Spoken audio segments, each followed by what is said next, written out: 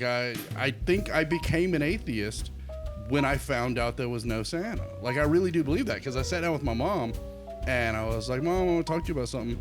And she was like, what? I was like, so is Santa Claus real? And she said, well, what do you think? I said, no. She said, well, you're right. Santa's not real. And like, I had just a beat hit, and I was like, what about the Easter Bunny? She said, what do you think? I said, no. She was like, well, you're right. And then my next response was, well, what about Jesus? And she would, no, Jesus is real. And she didn't say, well, what do you think? Yeah. But my immediate thought was, nobody ever told her.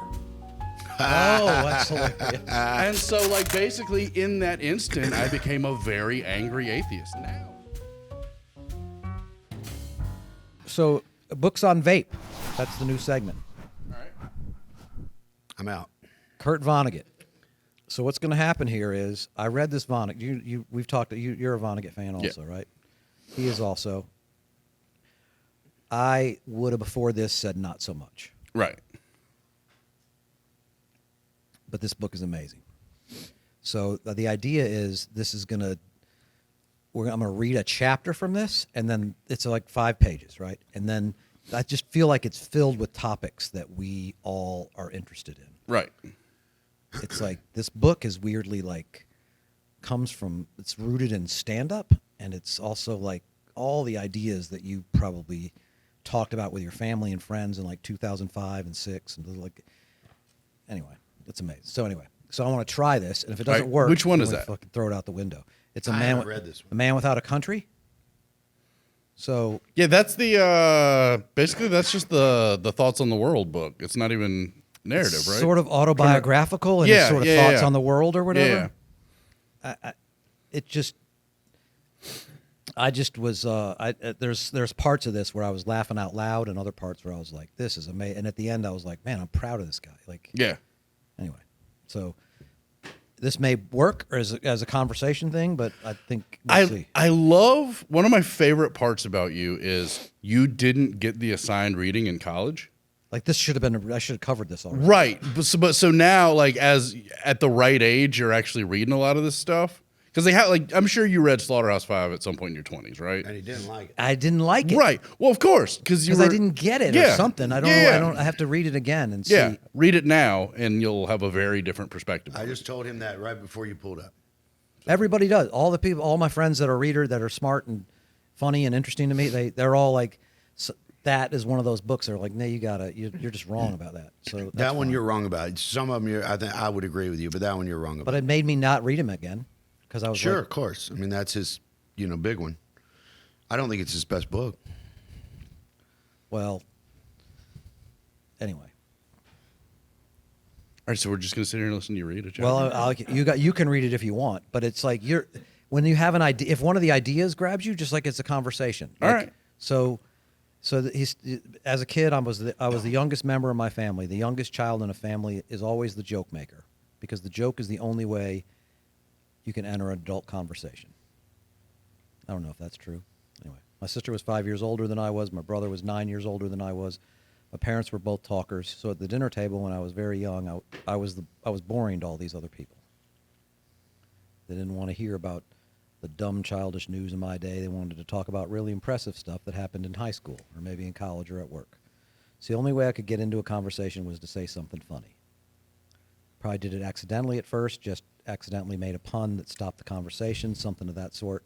And then I found that a joke was the way to break into an adult conversation. I grew up at a time when comedy in this country was superb. It was the Great Depression. There were large numbers of absolutely top comedians on the radio, and without intending to, I really studied them. I would listen to comedy at least an hour a night, all through my youth. I got very interested in what jokes were and how they worked. That is fucking really interesting to me. That this guy that I know is a great writer comes from comedy. Right. But were you the youngest? No. Were you the youngest? No. I was. That's very real. That's very real. That's very, very real. That same to you, Seth? Yeah, very accurate. Yeah. Another thing I like about what he just said was That's real, right? Yeah. Yeah, but the youngest finding a way into the conversation.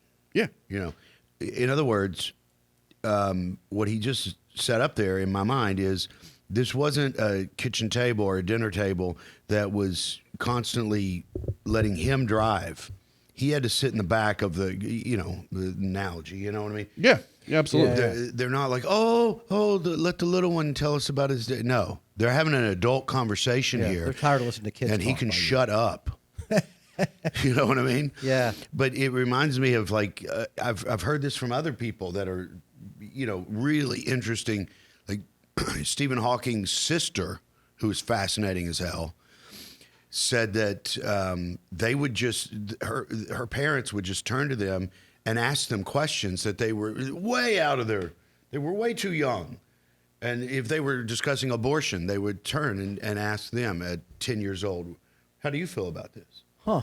Like, instead of letting the kid drive the conversation car, then they're inviting the kid to move up front with them. I've done that with all my kids, and all of them have said to me, "You shared too much too early."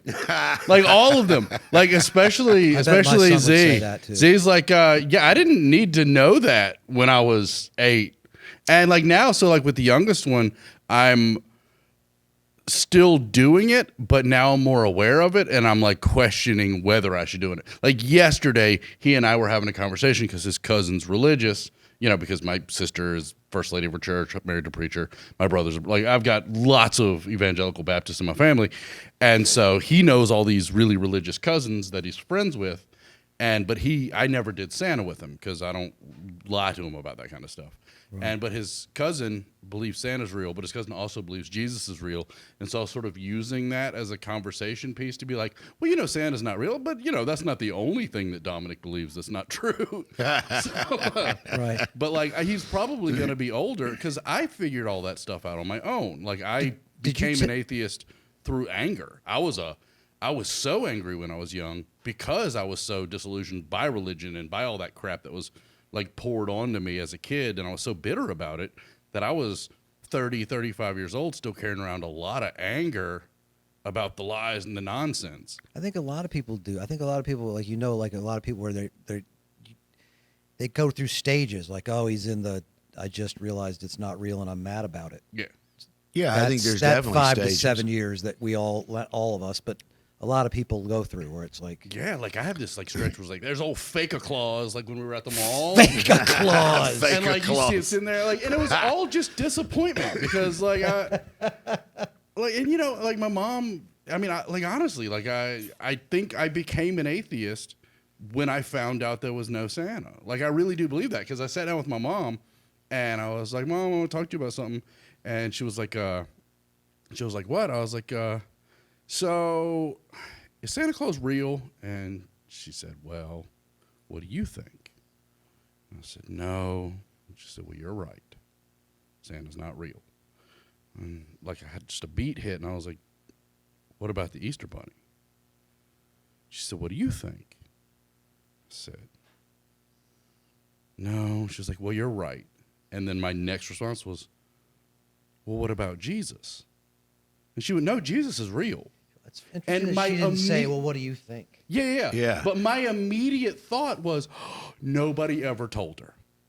Oh, that's hilarious. And so, like, basically in that instant, I became a very angry atheist. Now, like, I really did used to think if we could get rid of religion, it would save the world. But I've lived long enough and met enough atheists to know that some people really need that nonsense. Yeah, it's not going to save the world.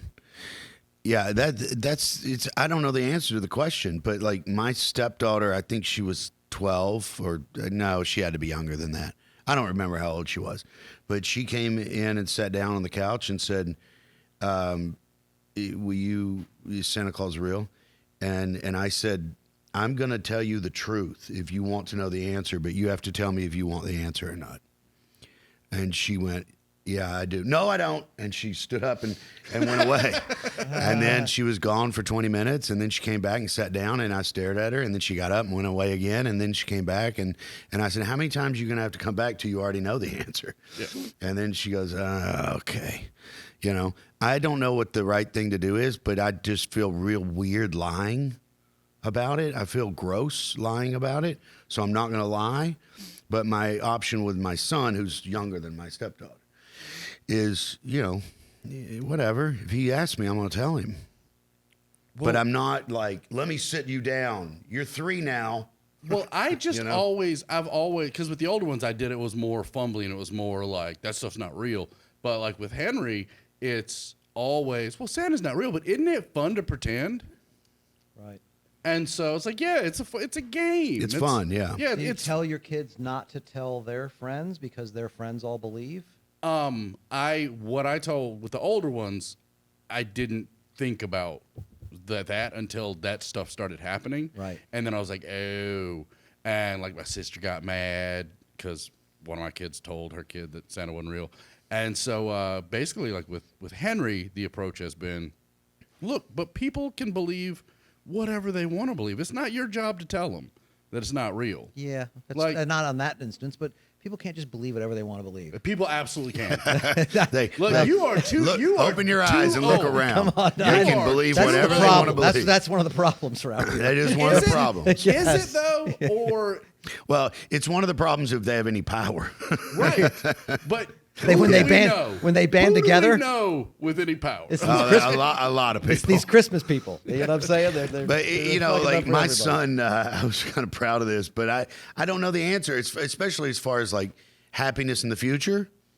Right? Because I went through the same thing that atheists go through, where there's anger and there's you feel betrayed and lied to and hurt, and then you trust issue and all that stuff until you get out. And now I think it's, to me, religion is our imagination. That's what it is. I'm mad at everything I've realized in my life that I was totally wrong about, and that had been fooled by whatever my mind or the way I think. Like, you'd be angry all the time. Aren't you? Like, it's true. Am I doing something wrong?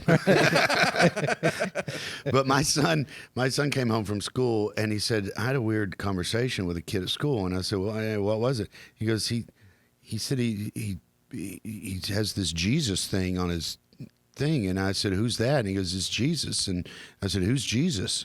And he goes, he's the Son of God. And I said, who's God? And he goes, he's the God, the only God. And he goes, and then some bad stuff happened. And I said, well, what happened, buddy? What do you mean some bad stuff? Yeah, that's the way, because he was nervous to what, tell did he me. read the book? He goes, I said, what happened, buddy? You can just tell me. It's fine. Whatever happens, fine. Just tell me. And he goes, I told him that's absolutely ridiculous, that he's not the only God. There's Egyptian gods and Greek gods and Norse gods, and because he likes that mythology. My son does. He likes all that Vikings him? So your son baited him? I guess because he was like, "What do you mean by God?" Like he was like, "No," but I think he was legitimately asking, like, "Who's that?" And then he goes, "He's the Son of God." He goes, "Who's God?" Because he was thinking, like, oh, which God? Tutankhamun, or who? Is it? Is it Zeus? Who is Jesus the son of? Which God? How did your son know all the gods? All these things? He loves all that stuff, all that mythology and all that kind of stuff. That's what like Henry and I actually that was the other day, because he did this project, the first real school project he's done. He's in first grade. He had to do a project on Egypt, and one of the things they learned was about Horus.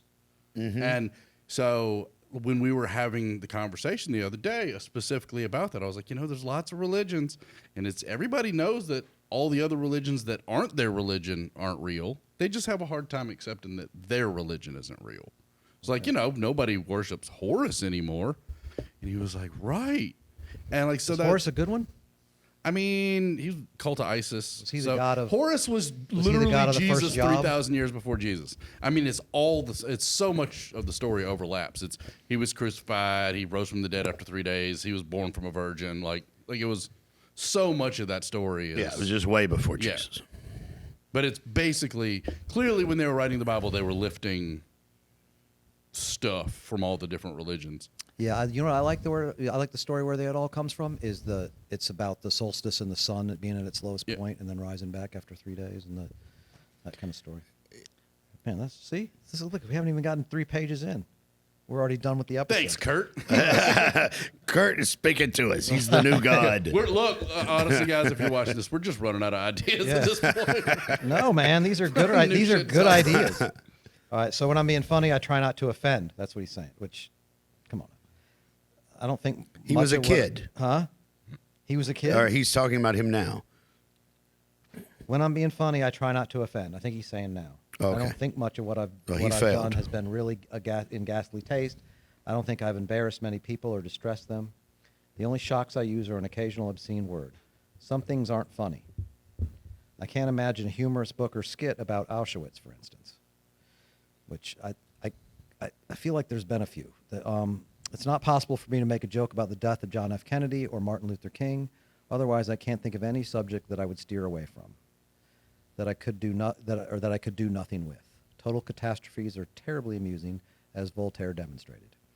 You know, the Lisbon earthquake is funny, which I don't really understand that, but I'm assuming It's funny. it's funny. That's a joke, Tom. Okay.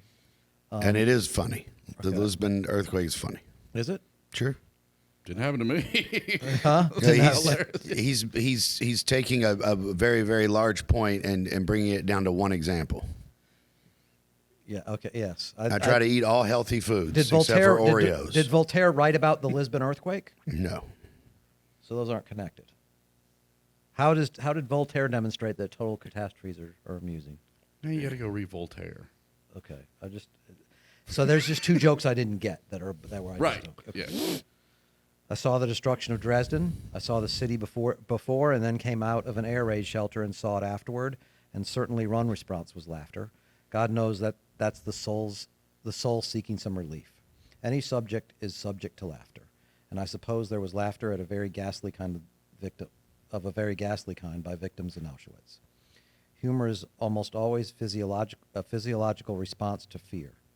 Freud said that humor is a response to frustration, one of several. A dog, he said, when he can't get out of a gate, will scratch and start digging and making meaningless gestures, perhaps growling or whatever, to deal with the frustration of surprise or fear.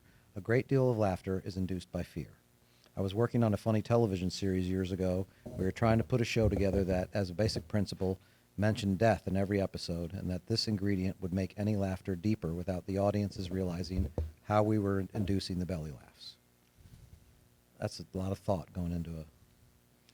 There's a superficial sort of laughter. Bob Hope, for example, was not really a humorist. He was a comedian with a very thin stuff. Never mentioned anything troubling. I used to laugh my head off at Laurel and Hardy. This is a terrible tragedy. There's terrible tragedy there somehow. These men are too sweet to survive in this world and are in terrible danger all the time. They could be so easily killed. Well, that's the thing about Chaplin, too. Like the tramp character that he played. That's part of what was supposed to be so endearing about him, was that he was constantly stumbling out of danger. Oh, okay. But that whole idea of vulnerability, you know, it's like the difference between Star Wars and Battlestar Galactica. You know what I mean? The series Battlestar Galactica was pretty good. Yeah, but the second difference one? in the movie, Luke Skywalker was vulnerable. He wasn't some buffed up beefcake that was going to take on. It was amazing that he didn't die in the first battle. He should have died in the bar scene when he first got to the first place and all the weird animals were in there. You know what I mean? Yeah. Like the Laurel and Hardy are vulnerable. And that's the criticism of like the new Star Wars movies, is that the main character, Rey, she's never comes close to losing a fight. She's always one step ahead without ever having any real training. That's one of the whole Mary Sue thing. That's the weirdest thing about the Force. You know what I mean? It takes years of studying it and getting close to the Force. Or you can just magically pick up a fucking lightsaber and be the best at it first try. Well, that's one of those. Criticism One of those. That's the whole criticism of the new. I haven't Is it- seen any of the new ones, and not because I'm a snob. I just haven't. You know what I mean? But it just seems to me superhero movies and stories are way better when there's actual human vulnerability involved. Absolutely. You know, this person might not make it. That's why Spider-Man is so loved. Yes. It's because he's a vulnerable teenager who's dealing with the tragic loss of his father figure, while also going, I have to do this because I can. Yeah. Not because I want to. I don't want to be a superhero, but if I don't, nobody else can. So I have to. So to translate it to comedy is like Rickles can look at you and in the audience and say, "Is this the wife?" Ugh. Ugh. Yeah, and that's one of his jokes. And it's funny as hell because look at Rickles. Yeah, if he looked like Matt Riff or whatever. Hey, You don't know his name either. He literally like you know how you're making saying I'm going to pretend like I don't know who Elon Musk is. Yeah. He literally has no idea who Matt Rife is. I don't know who this Good person for is. you. Isn't that crazy? Yeah, I'm disconnected. But you know, good for you, Don Russ. Rickles is vulnerable. He's this potato-looking dude. You know what I mean? Right. Yes. So he gets away with more. Yeah, and at no point do you ever believe that he's serious. It's non-threatening because he appears to be powerless. Yeah. Do you agree with the not offending? Like you can't really. It's just his personal taste of not wanting to offend. Well, there's a book on the Holocaust. Some things aren't funny. I guess that's true. I think it's all personal. I don't think there's anything that's off limits. I think that there's about maybe 6 topics that take a true talent, and the 99.9% of the people that are tempting those topics don't have the talent to do them, Right. and they should steer clear of them. But again, going back to Hicks, like I can't believe he wouldn't laugh at Hicks's stuff about Kennedy getting killed.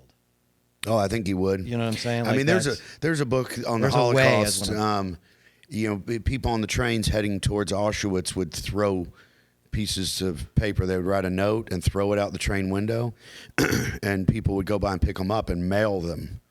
Because the idea, I guess, you know, they didn't know where they were headed exactly, but it didn't feel like things were gonna work out. Maybe I need to get, you know, so these people would go and mail them, and someone has collected a lot of them in a book. So, and it is heartbreaking, and you will cry, but you will laugh out loud too. And it teaches you a lot about human behavior, because some of it is, and this is almost a quote, I can't remember exactly, but there's one that just says, I'm not sure if I'll ever see you again, so I just want you to know this. I hate your husband. There's one guy who spends 2 paragraphs discussing what price he will not take for the couch, just in case someone wants to sell it. I mean, tell me that. I don't care. Maybe he just watched Hogan's Heroes and was like, there's nothing funny about the Holocaust. That's funny, dude. Yeah, that's just bad writing, though.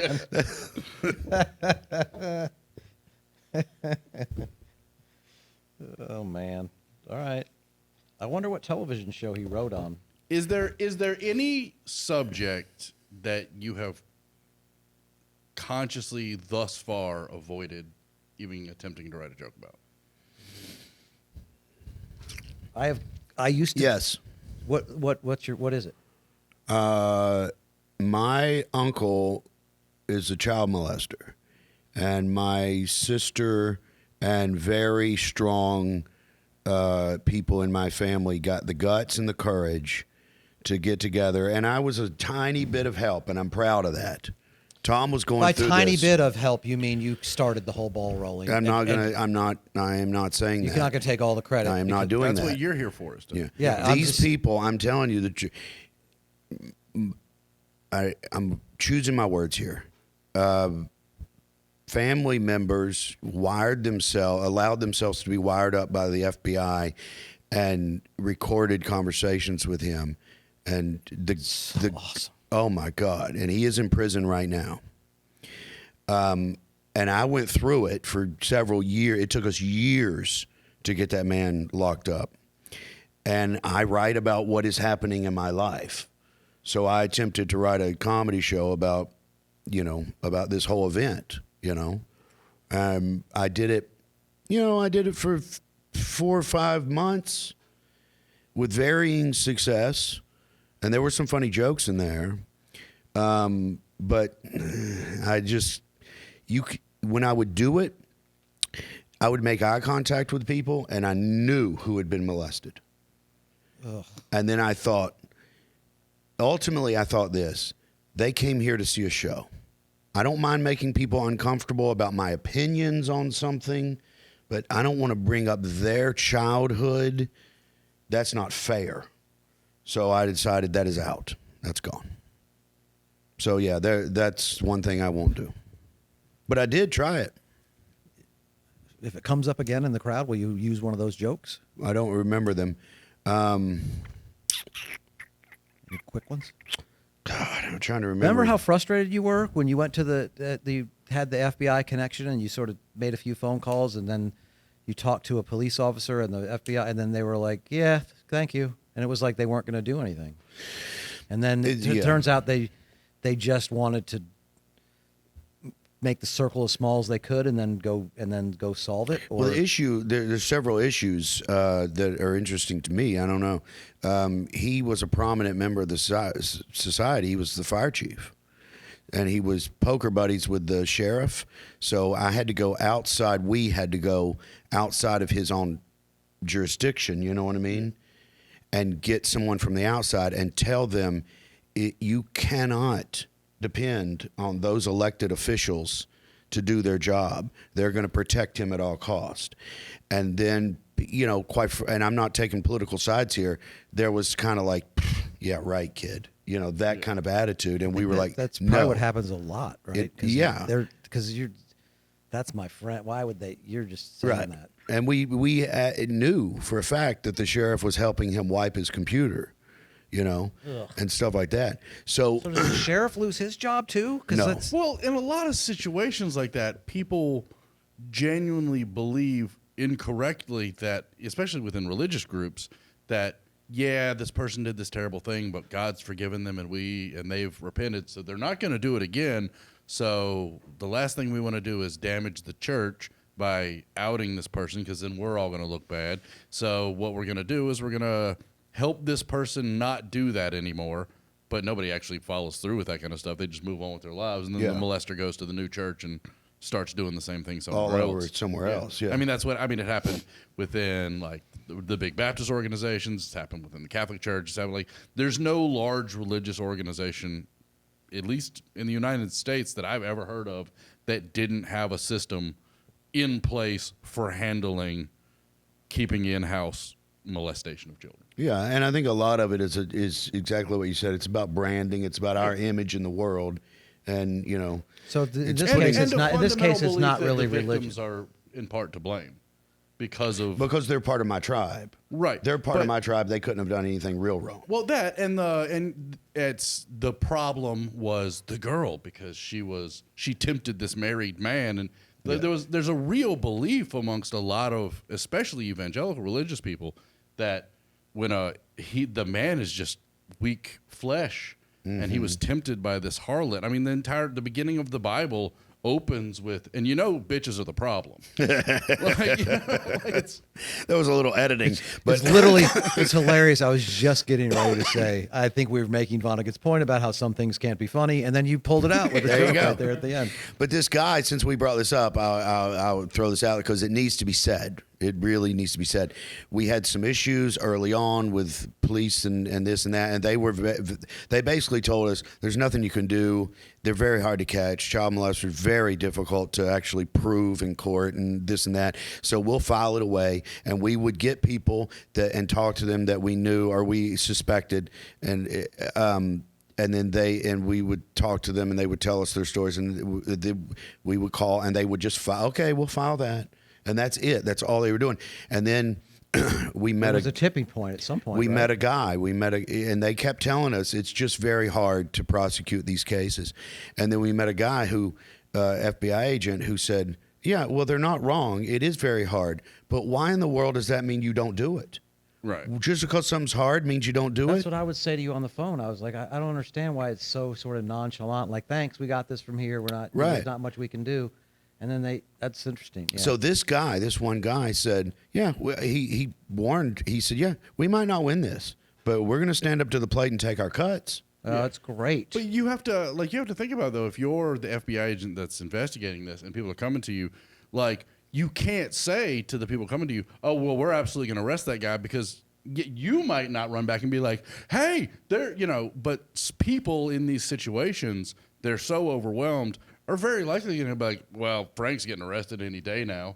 And then Frank knows it's time to skip town, or the church knows it's time to cover up more evidence. So they have to some extent, the people that are coming to them with the information, they have to not necessarily be dismissive, but not offer them belief that, oh, well, we're going to fix this problem, because it could end up screwing up what they're trying to do. And sometimes they're just incompetent and they're just not able to do their job. But, Yeah.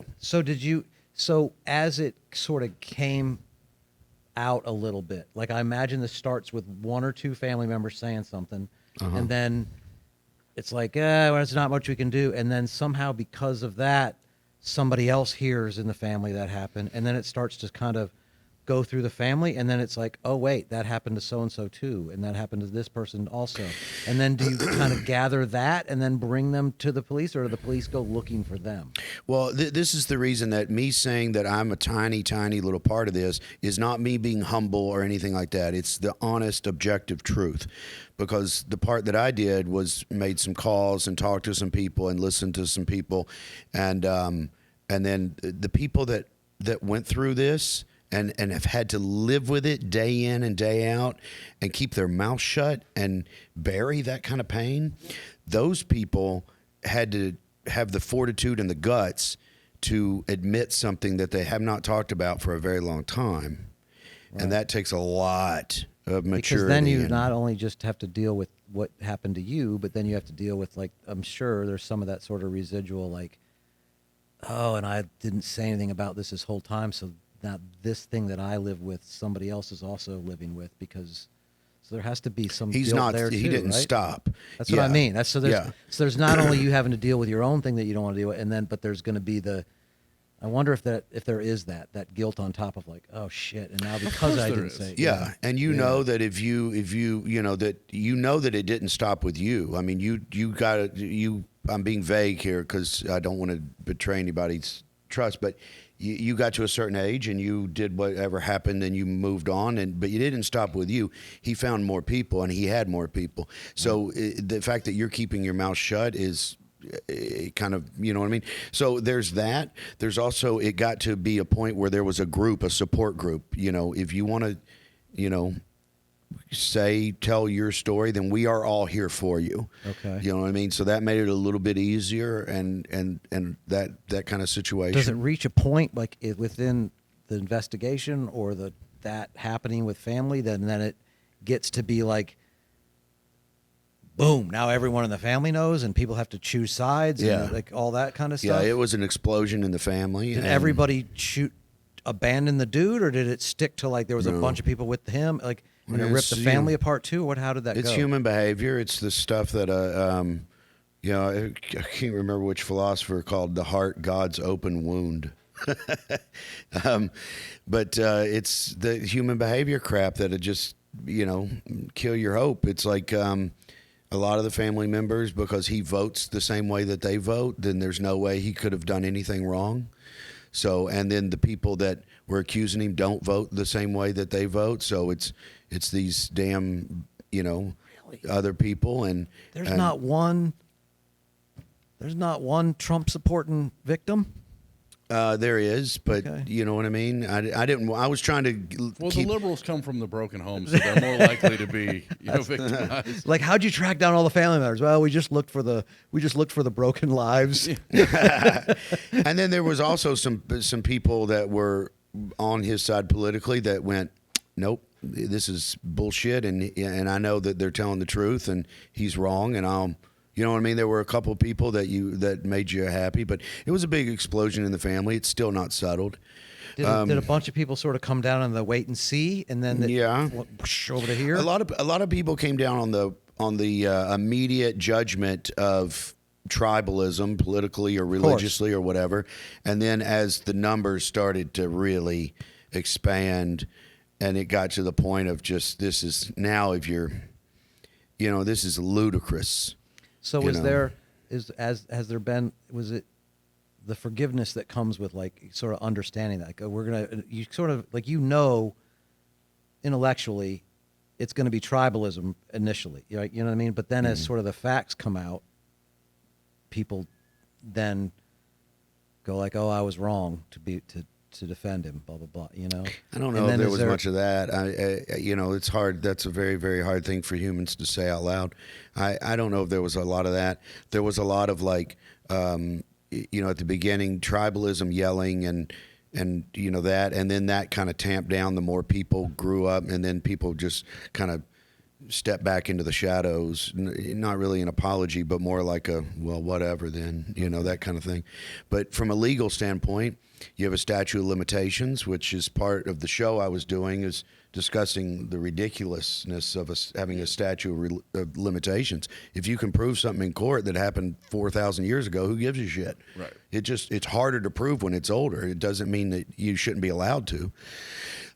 So these people started coming forward. All of them were previous to the statute of limitations, meaning the crimes that happened to them were too old to be prosecuted.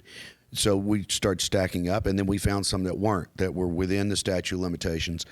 But this that's got to be a weird feeling too, to be like, oh right, we found one, and but also like, ugh, like there's a, like. The whole thing is it's gut wrenching. Yes, it's from all sides. Right, James, you got something? Get us out of this. But it is like I mean, I think we can all, like, Barry Crimmins has some of the funniest stand-up I've ever heard. Was his stuff about? I mean, to this day, I mean, one of the best jokes and the hardest I've ever laughed at a show was, and one of the reasons why I absolutely fell head over heels in love with Trundy, was he early on he had that joke about being molested, and like basically, I mean, it's been long enough now. I can guess the punchline was like, wait a minute, so I can't make jokes. So wait a minute, so like I fucked that guy for nothing? Yeah. Like, and like that made me like in it like get touched because I mean I had what happened to me when I was a kid, and so it's, I mean I've never found something to be unjokeable about. Right.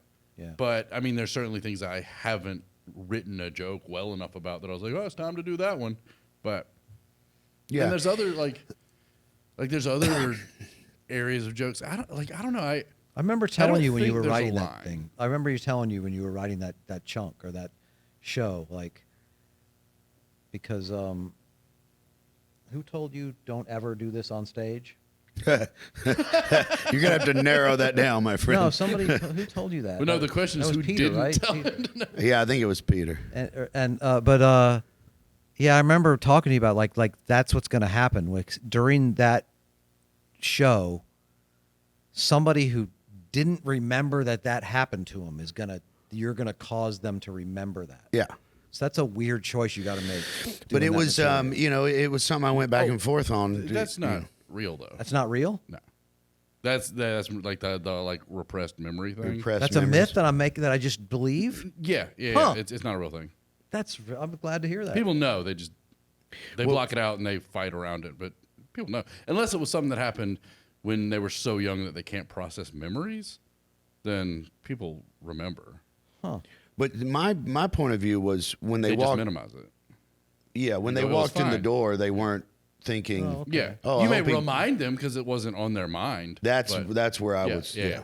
But Okay. it's All right. the idea there's again, unless it was something. Is that just that a me happened. thing, or is that a general? No, that's a thing that was, because there was this whole thing in People the 80s. believe that, right? Like That's it the- was mixed in the 80s. There were a bunch of psychologists that came out that were trying to do this whole repressed memory thing, and it like got wrapped up in the satanic panic of like all these kids that had been molested by these Satan worshipers, because basically therapists and religious leaders were basically putting these memories into these kids' heads of stuff that never happened. So there was, for a short period of time, there was research that kind of validated it until they doubled down and really did real studies on it to find out. So like the idea of repressed, But a lot of people believe what I believed right then. Right? Absolutely. It's I mean, it became almost like a cultural meme, the idea of repressed memories and being a thing. But let me Weird ask how you, we can all believe a thing is a fact when it's not. Like that's How can that seem surprising to you? yeah, That's like I don't know why that- 99% of human thought is of people believing things that aren't real. Oh yeah. the All Earth right, is never mind. not the center of the Apparently universe. You've never seen a church before. Let me ask you this though, because I don't know anything about this. Like when pain and blood and shock is involved, I'm trying to think of like when the axe cut off Jerry Garcia's finger when he was 8. Right. There are, like, say if someone was drugged, they were unconscious, they may not remember the act happening to them, but that memory, if they were blacked out, isn't going to come back. They may find proof and evidence of what happened to Gotcha. them. They may remember what happened the next day, but like no, like there's at this point there's a pretty good amount of research and study behind the idea, and it was very dangerous that psychologists were buying into this, the repressed memory thing, because they really were programming children to believe things had happened to them that hadn't happened, and it was way more damaging than so like that's actually a pretty active thing now among. I'm glad, man. I've learned something from this conversation. Yeah, I like it. What do you think about his little shot at Bob Hope, calling him a hack, basically? I mean, I don't have a problem with it. I like Kurt when he gets all frisky. yeah, but like, isn't it funny that no matter what generation you're from, they're like, it's sort of the same with music. Like, I am of just the right age that 80s like hair bands like Guns N' Roses and all this kind of stuff. Guns N' Roses was not a hair band. They went through a pretty big haired stretch. I mean, come on. I was thinking they were you're right. You're never mind. No, but like, remember, I was thinking you're right. They were the stripped down version. And Pearl Jam and all those bands came, and the entire world pretended like no one had ever liked Guns N' Roses. Right. But all the like, and I mean, it's the same thing. But every generation, like anything that you liked before you were 12, you get to keep liking. But once you have that awakening of intellect, all of a sudden, now you know it's bad. Like, so if you're his age, Bob Hope is hacky. We're so much younger than him, though. Bob Hope's is just the guy that hosted this and that and the other, and he's fine. He's just a funny, quippy old man. Like, right. But so we wouldn't. But I'm sure Vonnegut was like, that fucking hack. Like, so it's the same way that we see. But he's that's also that's what I mean about like this. Not Bob Hope specifically, but that's what I mean about this book. Like we're not even 6 pages in, and it's like we think about this is stuff we think about. Yeah. It's like he's writing from a comic's perspective a little bit, and he's not a comedian, you know. Yeah, but he's also, to point out, he's also contrasting Bob Hope with Laurel and Hardy, who were way more complex. I mean, Buster Keaton. I wouldn't really think that. That's interesting. Yeah, compared. Right. To Bob Hope. But I guarantee you there are people that are the same age as Laurel and Hardy that saw Laurel and Hardy and were like, fucking hacks. Like, I mean, I'm saying every generation has that group of bitter comics that are on par or just below those guys. They're just doing the old. There's some guy, there was some dude that was trying to break into silent films, and he saw Chaplin, and he was like, "What a piece of shit! He stole that from so and so, and he stole that from so and so." Oh yeah, there was a drunk. They called him the drunk comic, comic that played the drunk, that was pre-Chaplin, or he had been doing it, and then supposedly Chaplin stole his act and came to America because he was in London. I don't know the guy's name. Huh. And I'm sure then, I'm sure there were like minstrel comics that were like, that guy doesn't know how to paint the white on his lips. Hack. Like sure. So like there's always gonna be it's the whole thing about like Jesus had to move away from where he grew up before he could start a ministry because the people around him were just, nah, dude, come on, you're just Jesus. We know you. Yeah. We saw you strike out at T-ball. Yeah. So there was I'm sure there was a writer around when Shakespeare that was around that was sitting there looking at him like, oh, come on, he's clearly lifting from what's yes. Yeah. Half of this is Milton or whatever, you know. What was it, Marlowe? Yeah. He's just lifting from Marlowe. All right, last page. Here we go. Okay. Even the simplest jokes are based on tiny twinges of fear, such as the question, what is the white stuff in bird poop? That sounds like a joke I'd read at like Starbucks on the board. And then when it didn't hit, you'd put the card away. Yeah. What is the white stuff in the bird poop? The auditor, as though called upon to recite in school, is momentarily afraid of saying something stupid. When the auditor hears the answer, which is, that's bird poop too, he or she dispels the automatic fear with laughter. He or she has not been tested after all. Why do firemen wear red suspenders, and why did they bury George Washington on the side of a hill, and on and on. True enough, there are such things as laughless jokes, what Freud called gallows humor. There are real-life situations so hopeless that no relief is imaginable. Wait. Go ahead. Laughless. That's a weird definition of gallows humor, because the way I always framed gallows humor was the laughter in the darkest moments.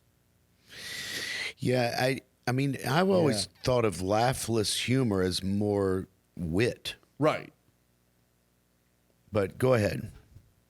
I thought of it Laughless as Tom's jokes. puns, but Is that is saying Tom's laughless jokes? Is that like do you recognize that it's a joke? Or it's just unfunny It's jokes? yeah. I would. that I isn't would. that clever, not audible laughter. It's almost like you can. Oh, I see what you did. Yeah. That kind of thing.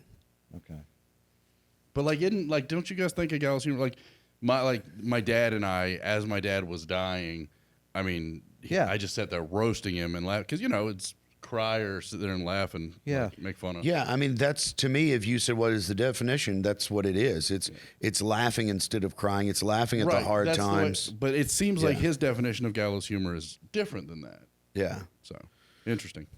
Now I got to go read fucking Freud. Thanks, Vonnegut. Yeah, I haven't read much on that type of Freud study comedy?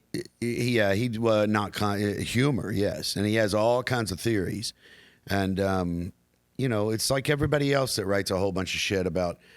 Here's the theory of comedy. It's all disprovable. Anybody that says anything, then you can immediately disprove it because there are no rules. It's anarchy. I like that. Yeah, and that's the contrarian in you. That's the life I want to lead. But as soon as you said that, I'm like, I'm trying to think of a rule. Yeah, I know. See, Oh yeah, there's no rules. There's no rules? Oh, yeah. fine. Well, then tell me the joke about the molester. We can't do any of these jokes at Outback. What? There are real life situations so hopeless that no relief is imaginable. While we were being bombed in Dresden, sitting in a cellar with our arms over our heads in case the ceiling fell, one soldier said, as though there were a Dutch. One soldier said, as though he were a duchess in a mansion on a cold and rainy night, I wonder what the poor people are doing tonight. I have never not laughed in the darkest moments, though. But nobody laughed. But we were still all glad he said it. At least we were still alive. And he just proved it. Maybe that's his definition of gallows humor. It was funny. We all knew it was funny. No one's objecting to the fact that that was a funny comment, but no one laughed. We're at such a low point we can't even laugh. We can't even laugh. But Because we we're all still wrapped in fear? recognized it as a very funny comment. He remembered it 50 years later. Yeah. But my dad on his deathbed was dying, and he was going through that moment. I don't know if you guys have ever sat with family members as they were dying. Yeah. But he was the fear, that fear stretch that happens right before somebody goes, and he was in that, and I Started still mocking made him him for it? laugh. I still made him laugh several times. Do you remember any of the things you said to make him laugh? I mean, it was dark stuff too, because I was rushing. Because I have two older siblings that he didn't participate in raising them, and one of them became a preacher, and the other one ended up dying in prison because he killed 5 people. So I was like roasting him about that about being a good father and all that kind of stuff. Right. And it's like, well, I mean, look how well Michael turned out. Just stuff like that. At least you won't have to see him ever. Yeah. It's like, hey, you're finally gonna go get to spend some time. Well, because Michael died in prison before my dad did. So I was like, hey, you're finally gonna go get to be a dad to Michael, and shit like that. And he was laughing about it and that was for me. That was because I guess it's part of the young. The same thing with being the youngest thing. I did always try to make everybody laugh, whether it was uncomfortable situations or I wanted to feel like I was allowed to be.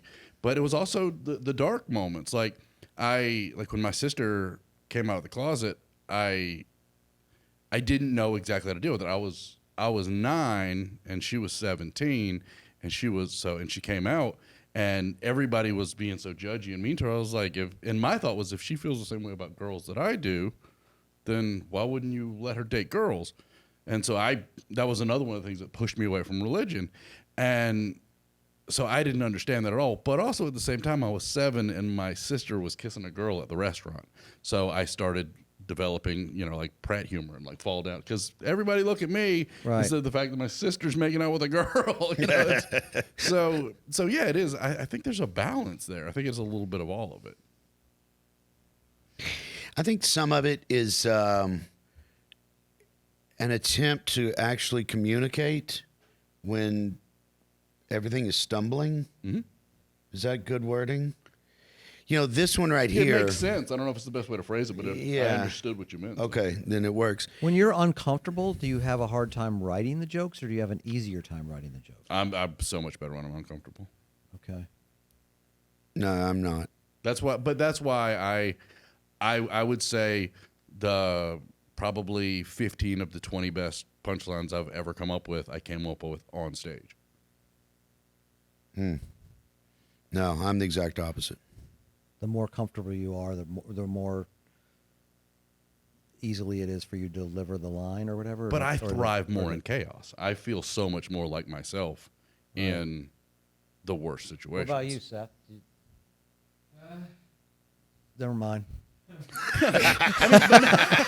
That's hilarious. I don't think I do better uncomfortable, but I don't know. It's like sometimes to make myself not uncomfortable, I try to think of something funny. I'm just trying to think if that's the youngest kid thing, because I don't necessarily Yeah, have because that when like feeling. my brothers would like fight or something or whatever, and I was like kind of in the middle or something, I was always like trying to make a joke, and usually it got me punched. Yeah, you're the I bomb. thought You're it was diffusing funny. the bomb. Yeah. Like that's a big part about being, like that's for me. So much of comedy is built in the idea of diffusing stressful situations. Yeah, and my brothers were bigger than me, so I couldn't fight them, so I would just like think of something to say like emotionally or whatever, and then if he like would come at me, I was like, oh, that worked, that's a good one, I'll keep that one. What about in anger? Do you I'm worse in anger than chaos. Dude, I don't know. You Yeah. told a story earlier today about when that heckler on stage where you were like, I might be getting better at anger because I am changing as I get older. I have a lot more anger than I did, right? and a lot less hope. So I might be getting better at writing in anger. It's possible. I definitely, my brain gets a lot quicker when I'm angry, when I'm stressed, when I like in all those situations, and it's probably like fight or flight activation kind of stuff. But I mean, I think most people that dealt with the darker stuff as a kid tend to do that, and they tend to find comfort in chaos and those sorts of things. Because Yeah, you know, I wonder. I'm you trying know, to figure I out grew up with a myself. bipolar schizophrenic mom, and you know, that would like take us to the beach in hurricanes. So it's, you know, you get like, if you don't figure out how to thrive in that situation, you drowned. Yeah. So That's not my childhood at all. My I wanna childhood hear that was story. sterile. The tornado? Driving you to a hurricane, okay, so like again, you know, my mom. and yours was chaos too, dude. Yeah. Your mom made you burn page by page a Playboy that she found in your Well, house. that That's was like a weird- mine. I would not consider mine chaos. I would consider it, and I don't mean to interrupt. authoritarianism, theocracy. The chaos of nothingness. What is that? What? There's nothing. Nothing is talked about, mentioned. I've never heard either one of my parents cuss. I've never seen them fight. You know, it was just like, is anything going to happen? So you just grew up with zombies. Well, there was a lot of southernness. How was your day? Right. Yeah, when you're Well, I dealt Yeah. with, because my mom, would either spend 9 months on the couch, like literally asleep before it was even dark outside, and then, or she was manic, and it was, we're remodeling the house, we're moving away from where your dad lives, we're going to the, it's just like that sort of stuff. It was so Who'd you funny. do best with? Like, as far, who'd you make laugh the hardest? Well, I would try to make my mom laugh when she was in the darkest spots, and I tried to make my siblings laugh when my mom was manic. Like when my mom was the threat, I was making my siblings laugh. When my dad was the threat, I was making my mom and my siblings laugh. And when like my mom was at her darkest or my dad was dark, like I would try to make them laugh.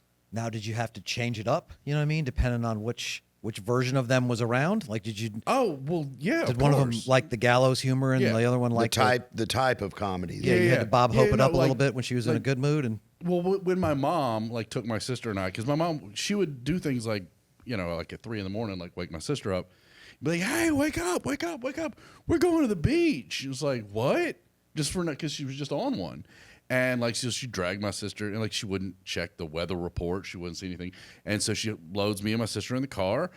We drive all the way up to Virginia Beach. We get there, and there's all these flags up, and this guy comes out, and it's raining really hard, and he's like, it's like super windy. He's like, the beach is closed. You can't go on the beach.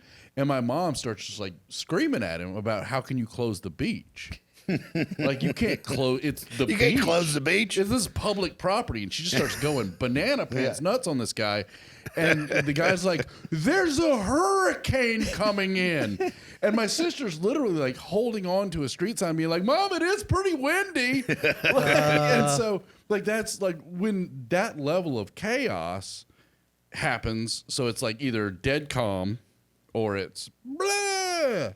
That's like a southern version of vacation. You know what I'm saying? You're gonna head off to the beach. A and southern you get there and the version, beach is closed. And not only is it just closed, it's dangerous and there's shit flying around. Yeah, and you're with a manic who's driving kids to a beach and arguing with someone that's trying to help. That sounds fun. No, it sounds fun because But you no, weren't but, there. You know, but again, like it's stuff like my dad wasn't bipolar, but he was raised in utter violence. Like his dad was just incredibly violent. And Was the grandfather violent to you? He was ominous. Like he had in the garage, he had a big log because he had a little fireplace in his garage. So he would split wood to put in his little fireplace that he had in his garage. It was just one of those old Like cast Ben Franklin iron kinda? Yeah, like cast iron stove thing. And so the thing was we weren't allowed to touch the hatchet. Like we weren't allowed to touch the hatchet. And so he basically I pulled the hatchet out of the log, and like he made me put my hand on the log. And he was like, "I told you if you played with the hatchet you were going to lose a finger." And so he was like, "You got to lose a finger." And so he just made me stand there with my hand on the hatchet, like my hand on the log, and swung the hatchet down right in front of my fingers. And he's like, "Don't mess with the hatchet again." That was as violent as he got with me. Did you mess with the hatchet again? Yeah. Really? Of course. Now you realize Have you you looked at his hands? Now you realize he's Like, dude, like if there is absolutely one thing you should know about me in the, I don't know, decade plus that you and I have been friends. it's Why do you that- think we fist bump all the time? Yeah. Yeah, Tom, I touched the hatchet. But yeah, no. But no, my dad's violence was different than what he does, because his dad was just everything was a beating, and my dad, it was way more. He was really mad that I thought I was smarter than he was. Did you think he was going to do it? I mean, I was like 6. That's what I I was mean. pretty That's sure. of course you're 6. Like Yeah. Well, you'd have to be. I don't know. I'm very I don't know about responsible with axes and hatchets and stuff, though. I don't know about have to, but I would bet $20 all day long against anybody at 6 years old. you think he's You're already kind of like this at that man. Yeah. You're already he's Yeah. a big presence, and put your hand down. I told you, yeah, you're shitting your pants. And I might lose every once in a while, but I'll make a lot of money. The house is going to win on. Yeah, 6-year-old is going to believe that. Yeah. That's wrong. You think? Really? Really? I'm going to go down on the side. I don't that's know. Wrong. Seth, we might have to edit that out. I'm going to prove that I'm a good person right now and say I would never do that to my son. You punched him through a pillow. Yes. All right. I think we've proven that a man without a country is a good conversation piece for an Yes. hour. Yes. Absolutely. All right, can we finally talk about Elon Musk? No, Oh, jeez. he doesn't. Oh, yes, we can. But you guys got to smoke a cigarette. All right, cool. That's Okay. it for Smoke this. break. All right.